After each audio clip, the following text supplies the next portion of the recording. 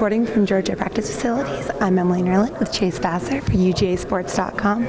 Chase, you guys just came off a big win over a huge rival. Can you tell to me who you think was the most relieved after that game? I believe we all were, actually, because it was a big game and we knew we needed to beat them to continue our road to the SEC championship, and also because they got us last year and we felt like we got them this year.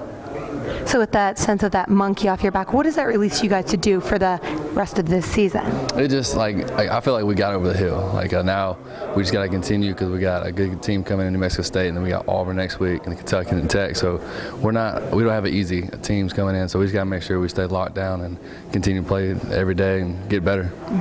So there's a difference between being relieved and acting relieved. Yes. Which is a perfect segue into something you know a little bit about. We discussed before. I'm going to ask you about it.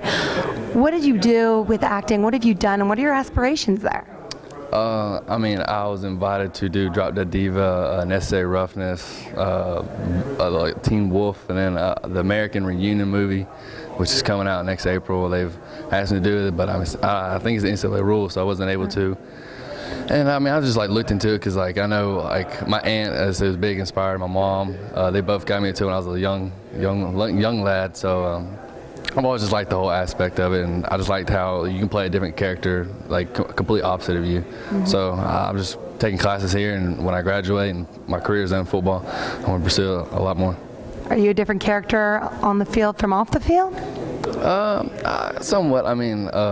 I kind of play the people, they call me Clay Matthews out there, so I try and play up to his tempo, play a lot of energy, and some days I don't have the energy, but I just got to fight down and get better day by day.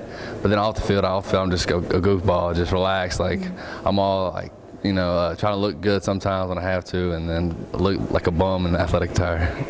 Do you always have the energy to practice your hair flip like Clay Matthews though? I do. I can always wet it and just flip and let the water sling out. So someone else that might be a veteran in worldwide entertainment is your brother. Can you tell people about what he does and whether it's real or fake? It is actually real. Mm-hmm. I've been to many matches, and I've actually jumped off top rope and landed on the mat, and it hurt the ribs pretty big.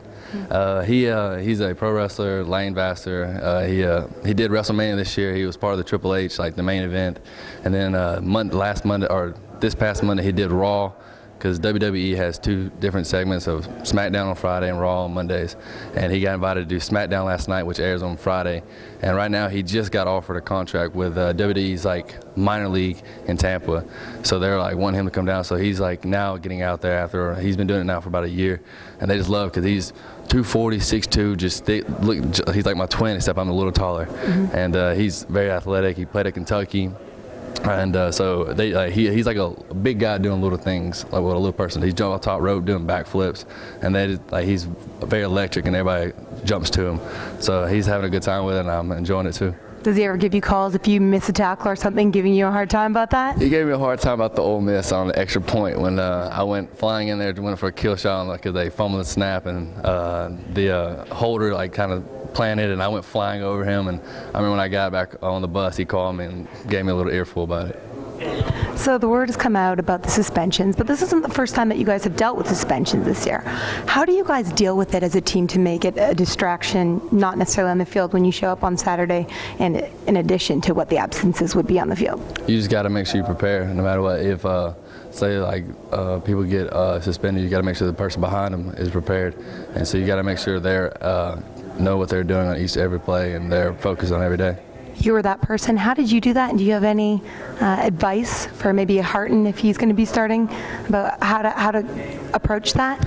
Just play fast and play physical, because the first couple plays you'll be really nervous, so you got to make sure you know what you're doing. But then after that, just don't think about it and just play, because Harton's an extra player. Mm-hmm. There's been a lot of buzz about Jarvis Jones and the plays he's making. Coach has said, though, that he's kind of that guy that they put in that position. He's in the play-making position in Grantham's 3-4. Mm-hmm. So you can discuss the difference between a Will and a Sam, and what are some of the advantages to having a different kind of player in each position, and what your assignments are in each?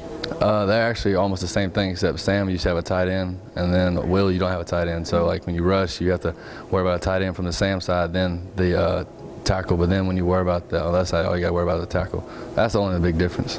Well, you had mentioned a difference between you and Cornelius at the same spot, that you play differently. So in what circumstances, what offenses do you see that you think that you're more suitable to be playing or your skill set is better for, and what is he better at? I mean, we're both. He's an excellent pass rusher, and I feel like I'm pretty strong in the pass cover. So, but I've been working hard on the pass rush, and he's been working hard on the pass cover. So, like, I feel like either one of us can do the job right. But Grantham just feels that I can make plays when we go in some certain situations, and Cornelius the other. So, I mean, whoever's in there, we just gotta make sure we make plays. Do you guys kind of push each other to get better at either respective way? We make sure everybody knows what's going on. I mean, people who are fourth string, people who don't play, we make sure like they help us out. Like, I'll come off the field not knowing what happened. I'll be getting yelled at, and I'll be like, hey, what did I do wrong? And then they'll help us out. Like, so we're all together. We don't care who starts and who plays. We just want the team to win.